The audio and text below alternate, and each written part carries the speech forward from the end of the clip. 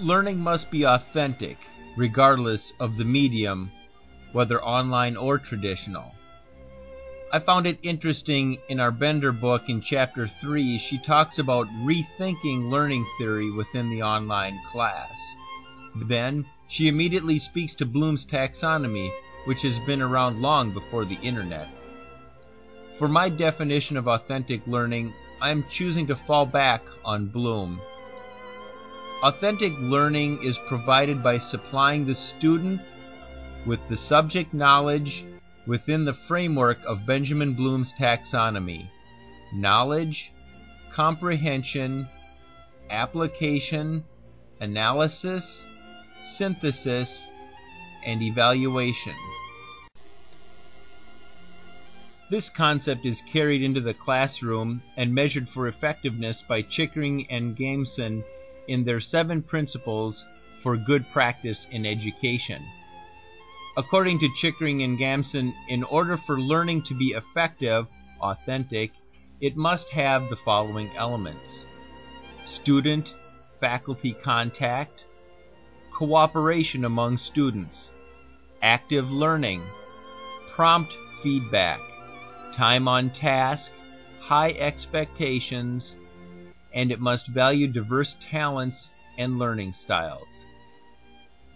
Now that we understand what constitutes authentic learning, we must apply these principles to online learning.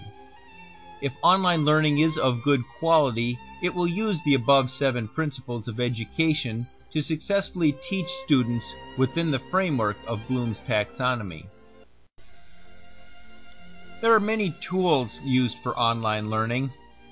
There are some basic building blocks that we use, such as HTML, which is used to present the written word, multimedia, such as graphics, audio, or video.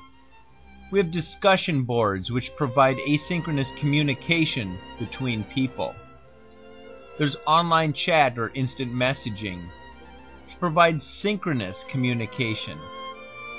In most modern educational institutions, online classes are also done within the structures of course management systems, such as Blackboard or Moodle. Just because you have a Formula race car doesn't necessarily mean you'll win the Indy 500. These technology tools must be applied successfully. As professional educators, we must put these tools to use in order to produce learning.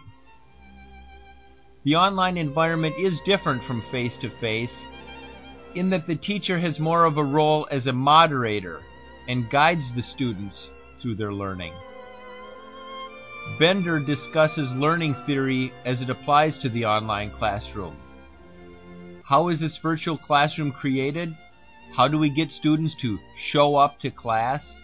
How do we deal with problem students? Understanding the virtual classroom. Finally, in conjunction with the student-faculty component, we are told how to enhance participation and seed positive discussion that can lead to deeper learning. This is done primarily through the discussion board, but there are also active assignments and requirements that are used to measure student progress.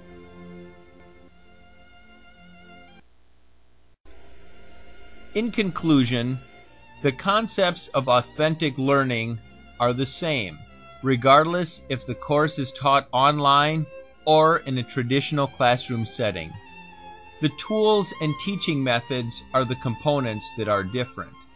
The student is our customer, and in the end, we must satisfy their needs. Because online learning is in its infancy, as education professionals, we must learn not only the technologies, but also their implementation in order to become successful online teachers.